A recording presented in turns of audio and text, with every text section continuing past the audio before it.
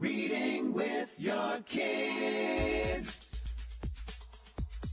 Hola, ni hao, konnichiwa, assalamu alaikum, shalom, mahaba, cha, bonjour, namaste, jumbo, bienvenidos. Hey, my friends, my name is Jedley, and you are listening to Reading with Your Kids. We are coming to you from the vibrant and book-loving neighborhood of Reedville in beautiful Boston, Massachusetts. This is more than just a podcast. It's a movement. Our mission is to help families grow stronger, closer, and kinder through the magic of reading together. And we are absolutely thrilled to have you join us on this mission. Help us spread the joy by sharing this podcast with the people you love. Tell your kids' teachers, school librarians, and neighbors that they can find us on the WREB AM/FM 24/7 radio network. And they can find us on the iHeartRadio app, on Spotify, Apple Podcasts, Amazon Music, Good Pods, Podcast Addict, YouTube. Wherever you find your favorite shows, you can find Reading with Your Kids. We have an amazing episode for you today. Catherine Pryor is here to celebrate the attack of the Hangries. This is a really, really fun interview that you don't want to miss. And later in the show, Christina Garcia is here to celebrate The Pesky Problem, her debut children's picture book. Hey families, would you like to share a miracle with your kids? At the Wolf Conservation Center, hope was fading. The endangered Mexican wolves dreamed of a pup, but none had come. Until one tiny miracle changed everything. Meet Trumpet, a real-life wolf pup whose incredible birth brought joy, hope, and a lesson in conservation. Trumpet the Miracle Wolf, written by Leocadia George, is a heartwarming true story that will inspire your whole family. Teach your kids the power of hope, love, and protecting endangered species. Get your copy today and join the wild adventure.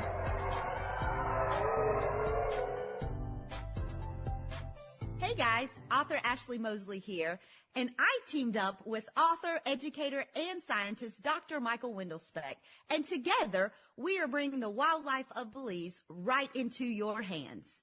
Kids will meet real animals like jaguars and tapirs in Nacho House Cat and Why Did the Tapir Cross the Street? Both books beautifully illustrated by local student artists. In these books, we will learn the challenges that these animals face in the wild. For teachers, Inspired Adventures offers K-5 toolkits packed with age-appropriate activities that connect literacy, science, and conservation. Our newest book, This Birdie Told Me, landed on the shelves on September 23rd. Visit inspiredadventures.com to get your copy. Let's keep the adventure going. This episode is also brought to you by Once Upon a Dance. What a fantastic book series. OnceUponADance.com. That's the place to go to find out all about this very moving children's book series. Are you tired of your kids spending way too much time on their screens? Once Upon a Dance offers unplugged storytime adventures. Read, move, and imagine together. Created by a dance educator, this award-winning collection blends movement with whimsy. Perfect for families, classrooms, and libraries. Bring stories to life. Visit OnceUponADance.com or order Once Upon a Dance books at your favorite online bookstore. Join us right now from the beautiful state of California. I almost forgot what I was going to say there. Our guest is here today to celebrate her brand new picture book. It's called Attack of the Hangries. Please welcome to the show, Catherine Pryor. Catherine, how are you? I'm doing great. Thank you so much for having me. Delighted to have you on. This is a subject, if my beautiful wife were here, she would say, yeah, right, he got it. He's disgusting when he's hungry. He has hangries all the time. Well, I can't tell you how many people have come up to me and been like, yes, I need this book and or my spouse needs this book because there's a lot of us out there. Yeah. So, hangry, what am I trying to say here? That what happens when somebody is angry because they're hungry? That's a real thing. It is a real thing. And it is a new word. It's funny. I've been using that word for a long time because I am a lifelong sufferer of the hangries, but it was added to the Oxford English Dictionary in 2018. So it's like relatively new as an official word, but I think people have used it for a long time because it is real. My beautiful wife first noticed it when we first got married. Oh boy, more than 35 years ago.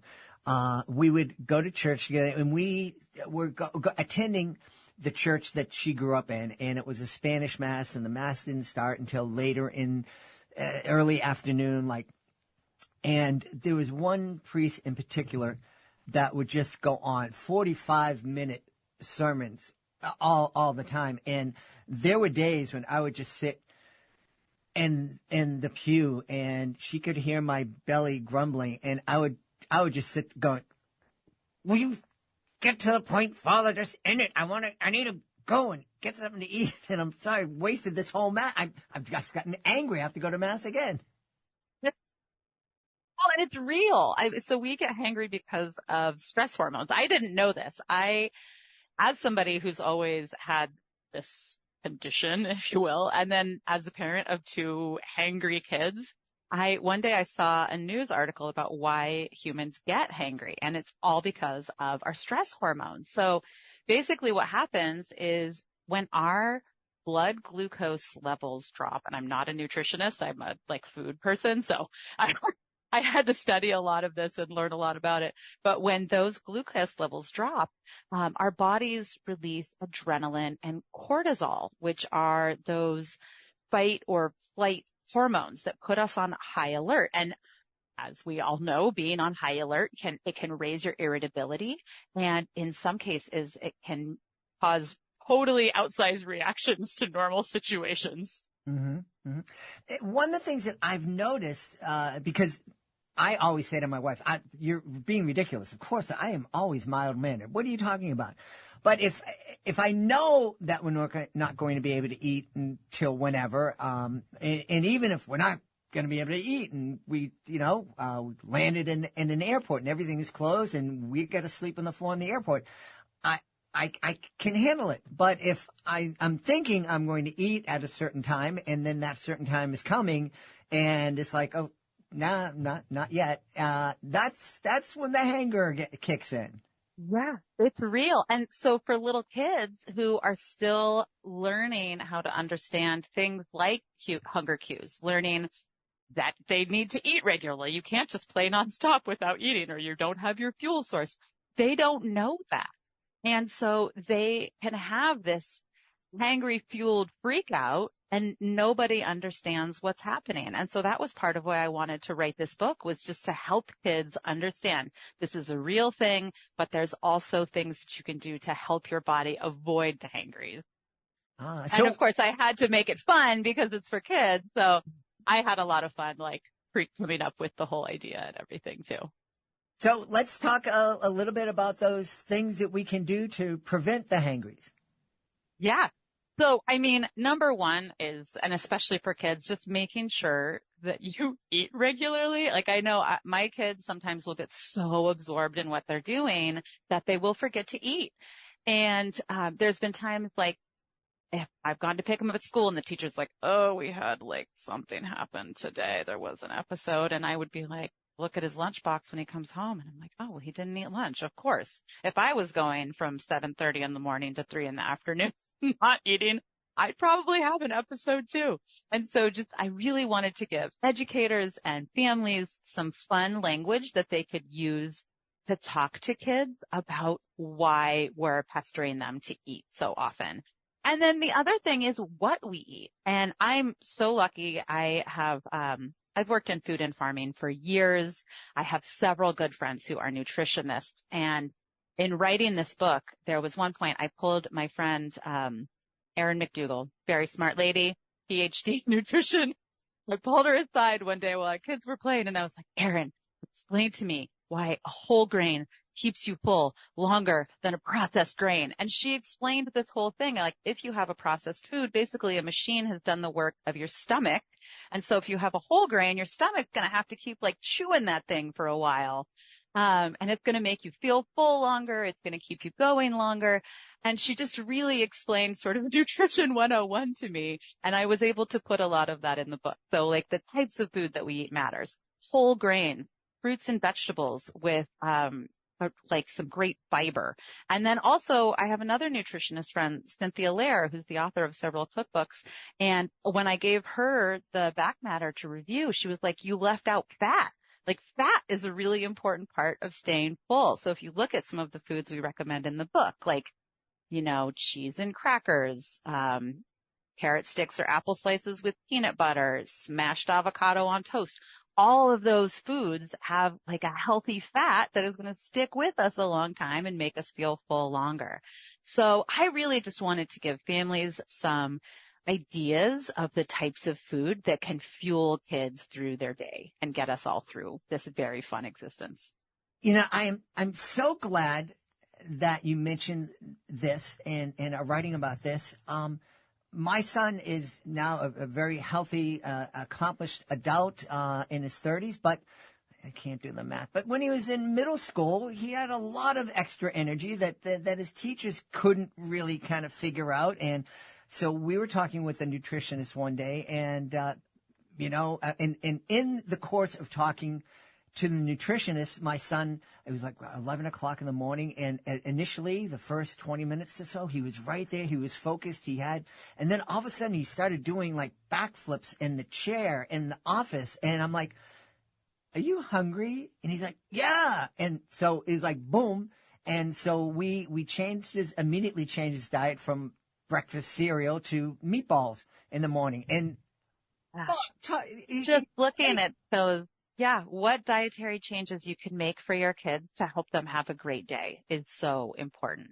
But of course, kids don't want a book with a message. So that was the thing I had to be really careful about with this book, because if you are writing a book with a message, I am a believer, a kid can smell that coming a mile away, right? They don't want to be preached to. So I had to make it fun too. And years ago, someone had told me in passing that she imagined the Hangries as little monsters. And I just thought that was the most delightful image. I'd been carrying it around in my head for years.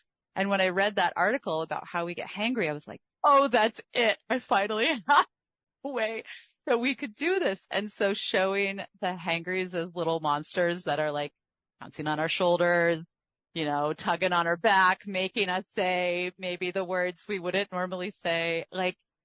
It was so much fun to come up with this concept. And then I just kind of ran with it. And at one point, my editor was like, how nonfiction does this have to be? Because Tiago just drew a picture of Hangry driving a car through a kid's bloodstream. And I was like, oh, I love that. Let's go with it. And so I think the illustrations and everything are fun enough that we'll be able to keep kids' attention, get them excited about this. But also there's enough scientific information in there that for older kids like your son, if you need a way to talk to older kids about why nutrition is important, how what we eat affects how we feel, I hope that parents and caregivers can use it for that as well. Yeah. I love that you mentioned Tiago Bouzet, the illustrator. Did I get the name right? You did. I'm on your website, and, Attack of the Hangries just arrived at our post office box yesterday, and they're great. And I'm looking at it, and I'm like, it just looked like so much fun. And, and then I'm looking at your other books, and they're also, talking to kids about science and breaking down science for them.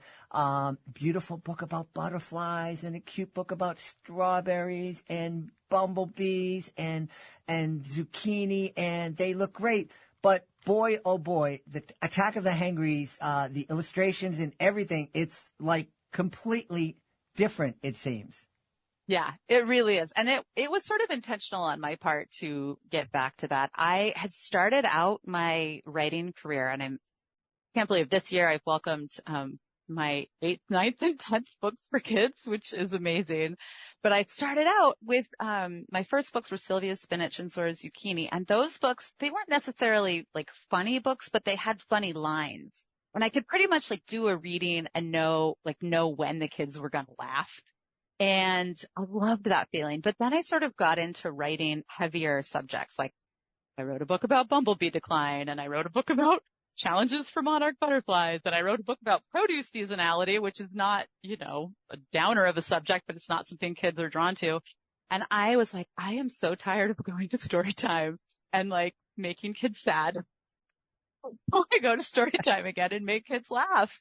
And so I was very intentional about writing a funny book. And my agent, Adria Getz, teaches a class on writing humorous picture books. It's an online class. So I took that, and she gave us a whole recommendation list of funny picture books. And I went and I checked them all out from my local library. And it was the best month of reading to my kids at bedtime ever, because we were all just like laying in bed and cracking up at these books that we got to read. So I was really kind of studying how authors get scientific information into funny books. And I had to really study it to get back into this funny mindset. But I have to say, I am having so much fun reading this book with kids and promoting this book with kids, because once again, like I'm having that feeling of hearing a room full of kids laugh, which is the best. It certainly is the best. It fueled my life for decades, and there's nothing quite like it. And a lot of people think, well, you can't study funny. You're either you're funny or you're not, and there's some truth to that. But you can study it, and you can learn how to be funny. Yeah. Yeah, well, I was on a couple weeks ago, I was on a humor and picture book panel at the California Independent Bookstore Association annual meeting. And so I was there with two other authors who were also like writing funny picture books. And all of us talked about how, the world right now can feel like such a heavy place, but that's not kids' fault. And like, it's such a great thing to be able to bring some light and some humor into the world and just let families have fun together. There is no better feeling in my mind than laughing with people you love. Mm-hmm. And so all three of us wanted to create books, and we're very intentional about creating books that would bring that light and that laughter into families' lives. Yeah. I think it's so important. Books that deal with issues are also important, but boy, when you just, I've talked about this in the past. When I used to come home from a tour, I might be, drive 5-6 hours to get home, and my kids would want me to read a book. I didn't want to read a book with a message in it. I just wanted to have fun with my kids, and that's all they wanted to do. And it just recharges your battery. That time spent laughing with your kids is so refreshing and life-giving. Yeah. And I'll always love a book with a message. Just yesterday I did a virtual school visit with a class in rural Illinois, with a school in rural Illinois. And these are kids who, I was on my monarch butterfly book. They're right in the path of the monarch butterfly migration. This is something they're seeing in their daily lives. They live on farms, which could become monarch way stations. They're at a school, which is going to, it was really cool. It's like, okay, I have this book on this kind of heavy subject that we told in an artistic and sweet way, but these kids are actually going to be able to take it and use this. So I will always be a believer in maybe sometimes heavier books that have very important messages, because the kids can really absorb it in a different way than they can from just hearing their teachers say it. Yeah, I really, after years of heavy, I just wanted to add some light and lightheartedness. Well, I need to get back to heavy just for a minute, because you're talking about monarch butterflies, and we've had authors come on and talk about this migration, monarch butterfly, 3,000 miles up to New England, down to Michoacan in Mexico, and I'm thinking, a little butterfly flies 3,000 round trip, goes up and down, comes back, and they go, oh no, they go and stay. One goes this far, and then and so clear it up in my mind. A little butterfly doesn't take off from Mexico, fly up to New England, and then turn around and come back. Am I right about that? It actually takes 4 or 5 generations for that whole trip. But here's the amazing thing: so they fly from Mexico to New England, the Great Lakes region, southern Canada. And that takes 4 or 5 generations for those monarchs to get as far north as they're going to go. But then the group that goes south from northern US, southern Canada down to Mexico, they do that in 1 generation. And most monarchs don't live that long. They live like a month, little more than a month. That generation that does that huge trip lives 8 months because then they're the ones who started up again. It is phenomenal. And researching that book was one of the most fun things I've ever done. I actually got to a point where I was dreaming as a butterfly, which is just as amazing as it sounds. So I have loved sharing that and I loved learning about it. That it's an incredible subject. And when you start talking to kids about it and also the decline in monarch butterfly numbers, the things that I liked about that is that that's one of the few sort of endangered species that kids can actually do something about. You know, like you can plant a butterfly garden, they can plant milkweed, they can they can report their sightings and be citizen scientists. Like there's so much stuff that kids can do to get involved with monarchs that it has been a really wonderful project. And I love seeing how schools are using it. Yeah. I thought it was amazing to think that a butterfly made that round trip. But when you think about science and nature, it's like, how do these generations know?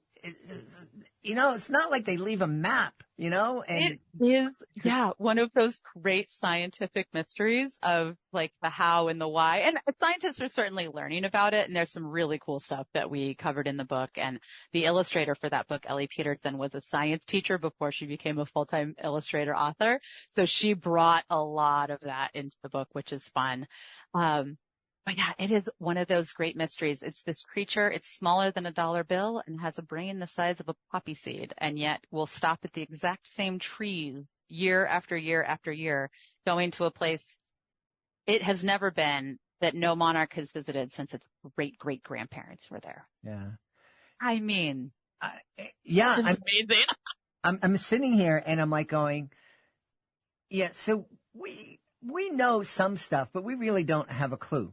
You know, there's some kind of big giant consciousness out there that's kind of just go here, go there, go back, come back.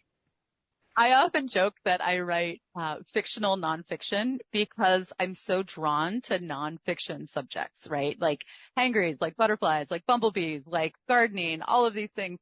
And yet somehow I always seem to fictionalize them to sort of explore that little bit of wonder, explore that mystery. You know, with Home is Calling, when I was sharing it with some experts on monarch butterflies to get that expert review before we went to print, one woman was like, well, the science all seems right, but you gave the butterflies thoughts and emotions, which we as scientists can't really do. I was like, yeah, I guess I did do that. So it's not strictly nonfiction because, you know, I was writing it from the perspective of a butterfly.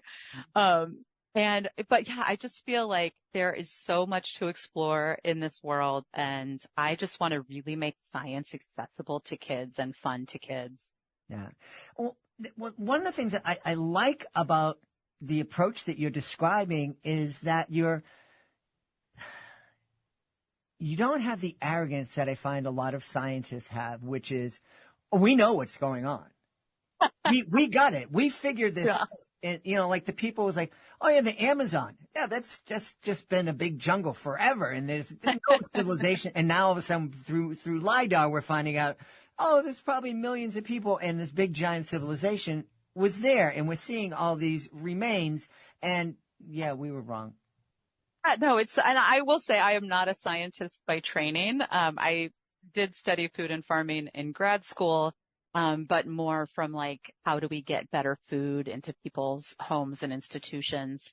But my stepdad is a wildlife biologist. So I very much grew up around this brain who knew he didn't know a lot of things, but was always curious. You know, I mean, I have memories of him. He would run experiments at our house just for fun. Like he wasn't in his office. It was not something he was doing because he had to teach about it later. It was just stuff he wanted to know the answer to. And so he was always experimenting and always asking questions. And there would be times where I would be like, why does such and such happen? And he would be like, we don't know. And he was very comfortable with that as an answer, which, I think is so cool. And I think it's one of the things that brings people to science a lot of the time is the fun and figuring out the why and the how.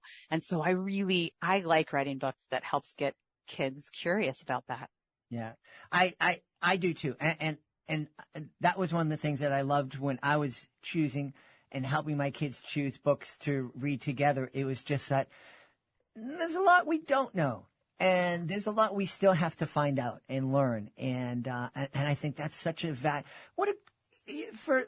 as a kid and you're in school and, if you're hearing, well, we've already figured everything out. And it's like, well, then what's there for me to do? I'm just kind of chill. I don't know. I have learned so much about the world and the universe since becoming a parent. My kids love science and love nonfiction. Like they will just sit there and read in like a picture encyclopedia for fun.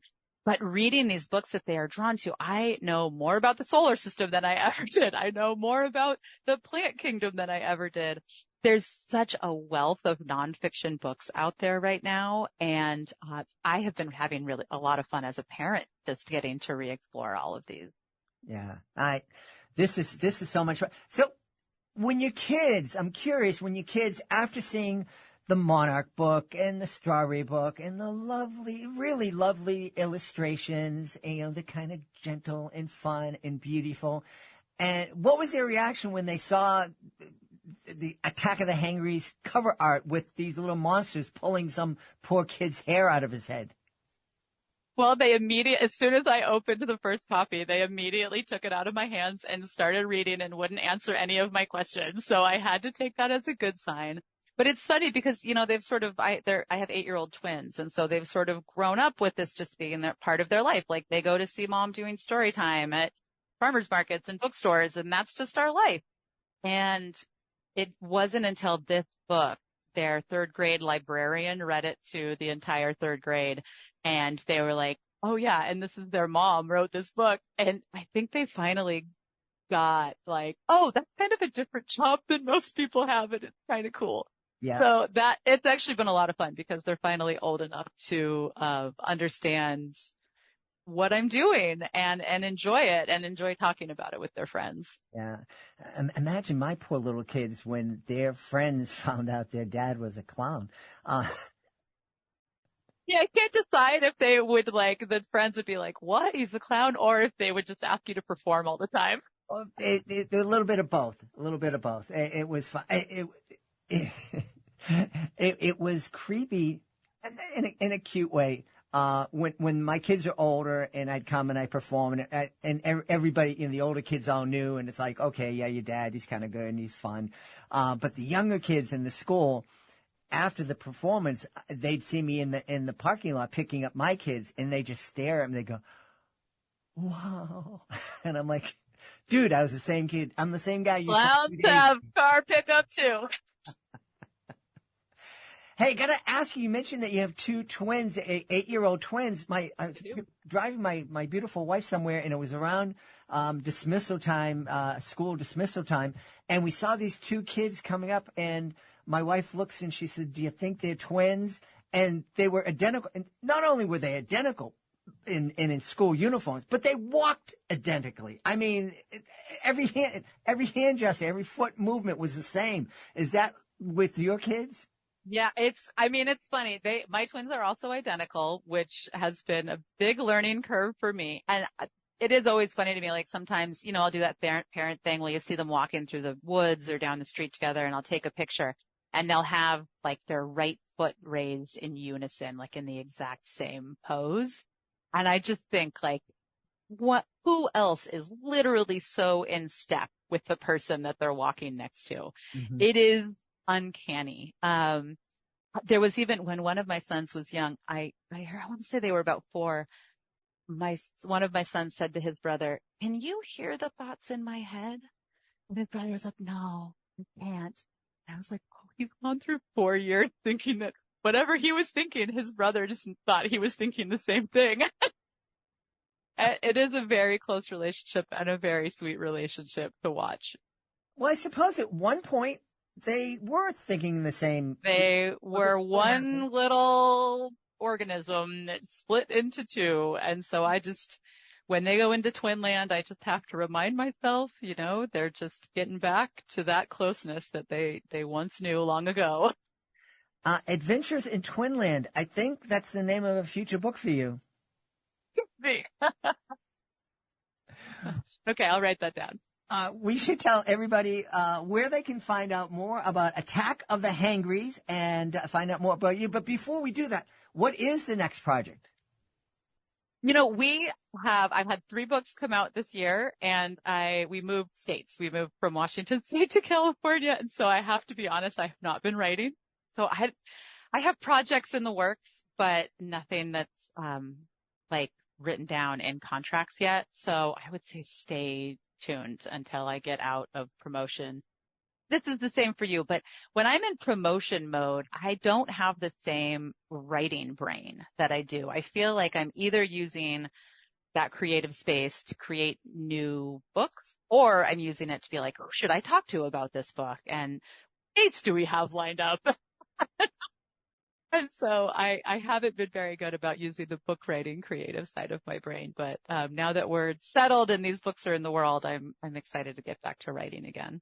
Okay. So a website where they can find out more about Attack of the Hangries and your other books would be the perfect place for folks to visit so they can be the first to know when the next book comes out. Absolutely. At katherinepryor.com. And I have links to all of my picture books as well as the board book series that we just wrapped up. Awesome. And I bet the board books are pretty delicious because that's what they're supposed to be done. Well, that started with something called Hello Garden, and it came out in 2021, which was not a great time to release books, and it was pretty slow seller, and it won a national award, and then suddenly interest picked up.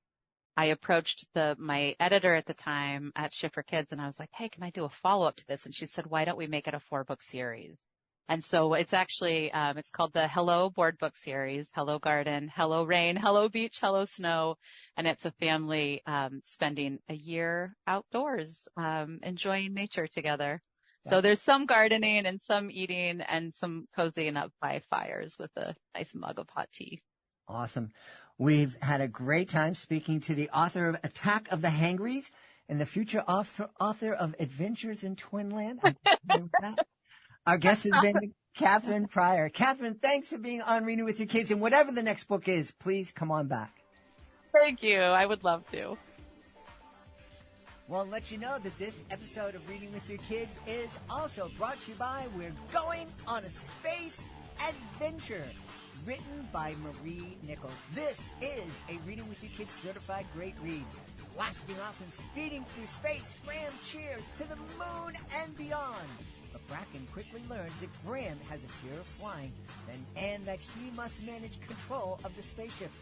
On the moon, they narrowly escape a hideous monster as a crater explodes, and on Mars, they need to outrun Martian creatures or risk becoming their dinner. Hoping to find a friendlier planet, they decide to try Jupiter. Then clank, clank, clank, something is attacking the spaceship. You and your kids are going to love this book. It's fun. It's exciting. It celebrates intergenerational friendships, and we love those. We're Going on a Space Adventure by Marie Nichols. It is a Reading with Your Kids certified great read. This episode of Reading with Your Kids is brought to you by Careful What You Hear, a wonderful middle grade novel by Helen Dunlop Newton. Noah Baker is not an average 13-year-old. He's a mind-reading secret agent. Ever since a mix-up gave him an experimental cochlear implant, he and his partner Lena have been going on spying missions for the government. Now they're in for a reward for all of their hard work. Space Camp! Their fun threatens to melt away when Noah overhears thoughts revealing a plot to steal secret plans from nearby Redstone Arsenal. Should Noah report what he heard and risk losing a chance to compete in the end-of-camp mission with Lena? Or should he keep quiet and risk bad people winning again? Careful What You Hear is the sequel to Helen's very popular Do You Hear What I Hear? Get your copy today. You and your kids are going to love it. Careful What You Hear by Helen Dunlop, Newton. Before we invite our guest into the studio, I would love to invite you to visit a very special website. It's clownswithoutborders.org. Clownswithoutborders.org. This is a group that I absolutely adore. I am part of Clowns Without Borders, and I had the honor of being part of the 2023 tour of El Salvador. I had so much fun joining with artists from all over the world to bring a smile to people who really needed it and really appreciated it too. And we would love for you to join us as a monthly Joy Maker. The Joy Makers, they're a family of people just like you who love to laugh and make other people feel good. So please take a moment and visit clownswithoutborders.org and consider joining me as a Joy Maker. Join us right now from Stuttgart in the wonderful nation of Germany, where their airports are really big. Our guest is here today to celebrate her debut children's picture book. It's called The Pesky Problem. Please welcome to the show, Christina Garcia. Hey, Christina, how are you? Hello, Jed. I'm very well, thank you. Thank you for having me. Oh, delighted to have you on. Christina and I just had a lovely, brief conversation about books and Germany and airplanes and the school that she teaches at, and so I know this is going to be a fun conversation. Tell us about the pesky problem. What is this problem? So the pesky problem is about a problem that a bunch of pumpkins and gourds have with pesky crows that come and peck on them and pester the poor patch from morning until night. And they just want to find a solution to that problem. They want to get rid of the crows. They want to just live in peace, basically. The thing is, one of the pumpkins, the fairy tale pumpkin, which is the boss, she's the one in charge. She doesn't take directions, or she doesn't take help very well. She wants to do everything on her own, and she has all of these amazing ideas on how she can get rid of the crows. And even though there's other pumpkins that want to help, the warty goblin, the oldest pumpkin in the story, he wants to help. She refuses the help. And sure enough, they get into more difficulties, and they don't get rid of the crows. And then as we approach the end of the book, finally the fairy tale pumpkin, she agrees to get the help from the warty goblin, and together they put a scarecrow, a pumpkin and gourd scarecrow together to get rid of the pesky problem. So it's a book about teamwork, about collaboration, about listening to one another, listening to each other's ideas. This is a topic that I see all the time at the school. Kids have a hard time working with one another, listening to one another, build on each other's ideas. So I thought using pumpkins and gourds kind of to illustrate, what children have to deal with day in and day out at school. I thought it would be a fun way to show children how they can solve their problems. Right, yeah. We've had many teachers. You mentioned your school. You're a teacher at a Department of Defense school in Germany. And we've talked to especially to teachers of young kids, kindergarten and the early elementary grades. And one of the things I'm hearing, I don't know if it's true in your schools, but there's so much pressure to get kids reading at a very, very young age that kindergarten has become first grade. And so the kids don't have an opportunity to do that free play that's so vital to learning how to get along and how to cooperate and how to listen to each other. So yes, already in third grade, the kids have to master so many skills and so many standards. And one way we teachers have to have to be creative, right? We have to incorporate all of these social emotional skills into our daily teaching. So regardless if we teach ELA or if we teach math, science, social studies, somehow in there we have to, okay, let's talk about, collaboration. Let's talk about being friends. Let's talk about how do we get along. Yes, the curriculum is a little bit different nowadays. I feel the same that I don't know why it's not as important as it used to be, but it's missing in kindergarten, it's missing in schools. And again, us teachers have to be creative on how to incorporate fun, play, working together in our daily curriculum. Yes. Yeah. I was mentioning to Christina before we hit record that she's teaching in a Department of Defense school, which are found on U.S. military bases all around the world. Yeah. And I've had the opportunity to perform at 2 or 3 base schools here in the States. And I have to tell you, they were 3 of the most impressive schools that I had a chance to be at. The kids were incredibly well-mannered and very respectful. And I was just so super. I had no idea the first time I went, I think it was down in Dover Air Force Base in Delaware. And I don't think I had any idea of what to expect. And everything that I encountered was super. And, so I take my hat off to you and the other teachers. And of course, we celebrate military families and military service here on the podcast. So thanks for all that you are doing to help our nation.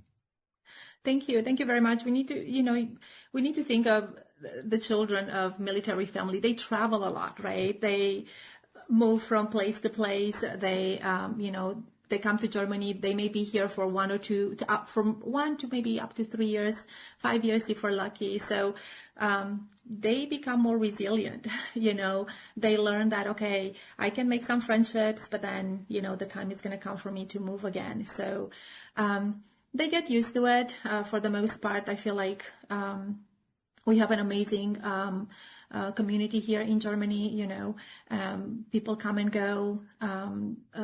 Us as teachers need to help them just feel safe, feel comfortable, so that they can do the learning, right? And storytelling is one thing that we try to bring into our classrooms, regardless if it's the Pesky Problem or the Gruffalo or whatever other book we read. We just try to make it fun and interactive and engaging for the children so that they love to come. Yeah. Imagine, as you're talking, I'm thinking how, and I've mentioned this on the podcast in the past, I grew up, basically everybody in my family lived within a square mile of where I lived when I was growing up, which was both fun and annoying because it'd be these adults come up and smack me in the head when I was misbehaving. And I go, you can't hit me. I'm your uncle. And I'm like, another. But, I'm thinking, boy, you're in a military family and you're in San Diego for a couple of years and someplace in Texas for a couple of years. And now you're in Germany, a whole other country with different languages, and you're meeting new kids. You're trying to learn new language, new customs. That's a lot for a little guy. It is. And that's why, sometimes they come and just, in the beginning, they feel lost. They feel like, what is this? Even though on base, right, it's English language, everything is more familiar, but we have a lot of families that live off base. So they try to integrate in the German community, and a lot of them come and say, "Hey, I made some German friends." Here in Germany, kids are allowed to, for example, go to the bakery and buy some bread on their own. They don't necessarily need an adult. If you're, 7 and older, you can actually do some things on your own. Take the public transportation to go to school. So for the American kids to actually see that, there is another way, and how people live here in Germany and how kids go to school on their own and, parents don't have to drive them all over the place. They feel safe. They feel safe to be here. So I would say for the most part, after the shock of being in a foreign country and okay, what is this Germany about? I have to say that a lot of kids, when it's time to go, they feel sad because they bonded with a lot of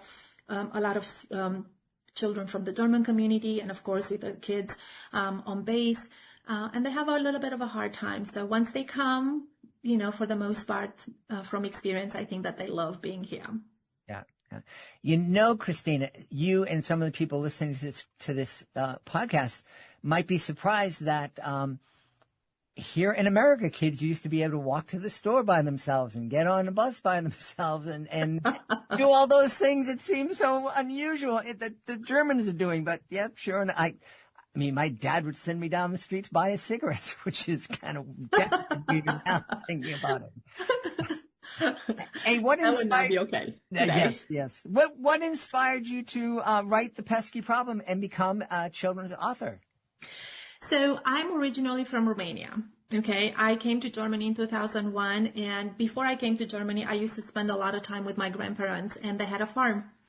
And back then, we did not have any, tractors and all of those big, machines to help you work the land. So my grandparents and I would just go and work the land, plant the crops, do all the work that goes with being a farmer. It was really hard work, but I loved being with my grandparents. So there was, and I remember just as a young kid, because, in Romania back then, you had to work the land when you were 7, right? So then I think in my head, I would always imagine stories. I would always, go into a different place, work the land, but in my head, in a crazy way, I would go to a different place and create stories. Fast forward, I moved to Germany. I met my husband. I became a teacher. And I don't know, stories just kind of come to my head, come to my mind, I remember a few years ago in 2001, when I first thought about the pesky problem, I used to work as a substitute teacher at the school, and the students would ask me, why don't I have a Halloween costume? And, I'm from Romania, so we did not celebrate Halloween at the time. And I said, okay, I'll buy a costume, but I said for next year. So then I buy a costume. It was one of those like scarecrow ponchos. Mm-hmm. I put it on. And then I also found a headband at the store that had pumpkins on top. So I put it on my head and I was like, this is the story. The pumpkin, the patch is looking for a scarecrow. So I don't know. That's how the story kind of came to mind. In that instant, in that moment at the store while I was buying a Halloween costume. And again, I just, had the two ladies, Lenka Knutze and Amy De Vries, to help me with illustrations.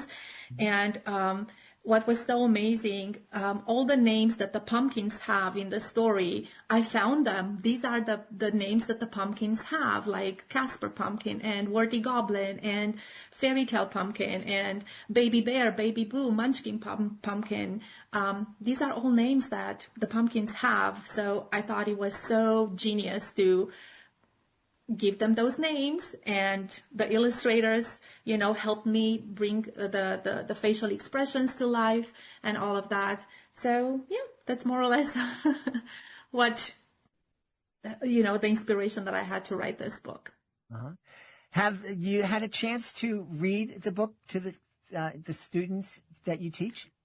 I did. So in June, right before the vacation started, my daughter, she was a 4th grader at the time, and she said, I would like for you to, no, she said, can I read the book to my friends? She said, my daughter. And I said, sure.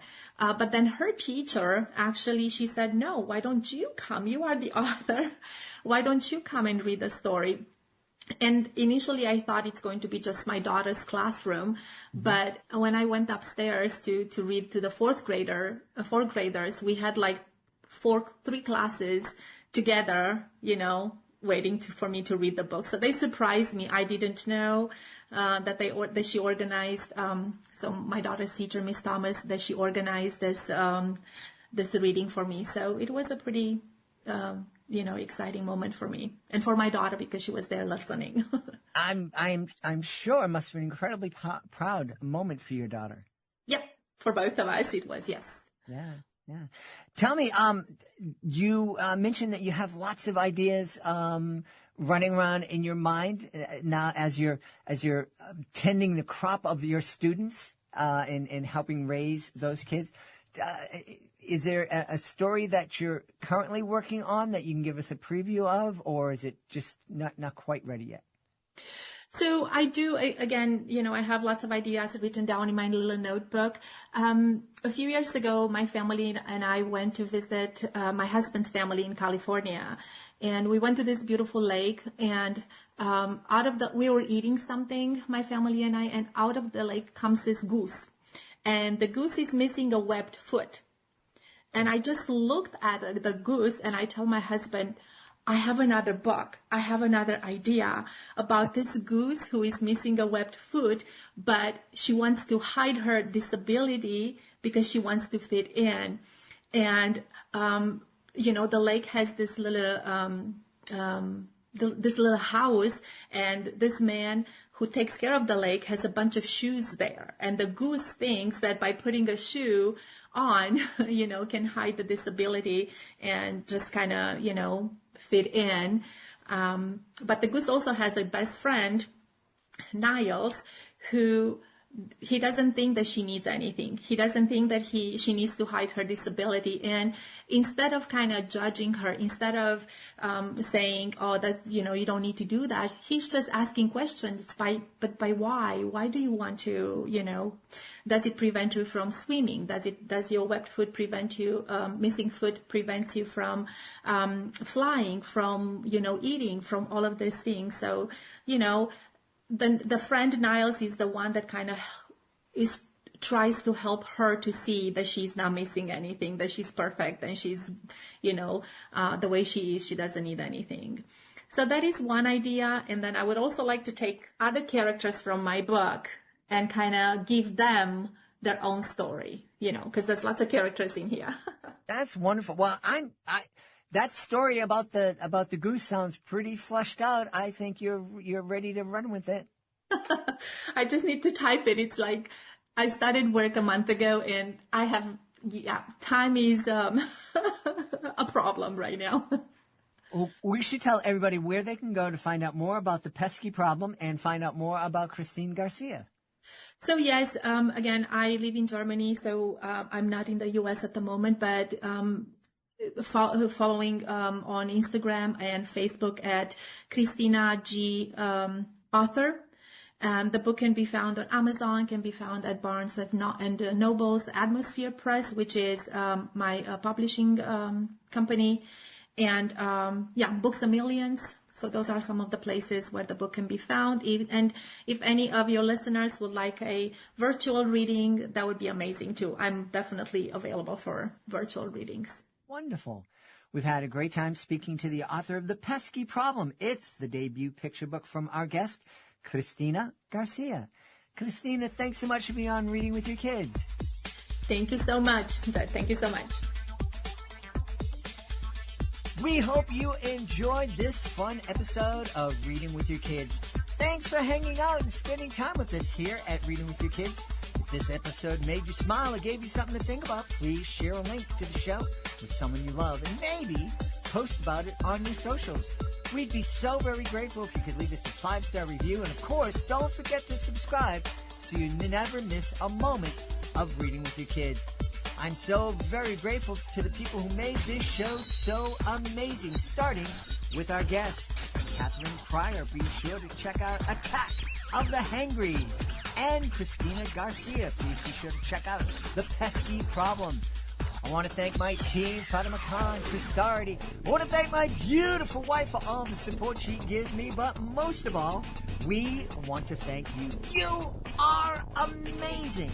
And you are making the world a kinder, more empathetic, more loving place every time you read with your kids. Until next time, go make some reading magic happen.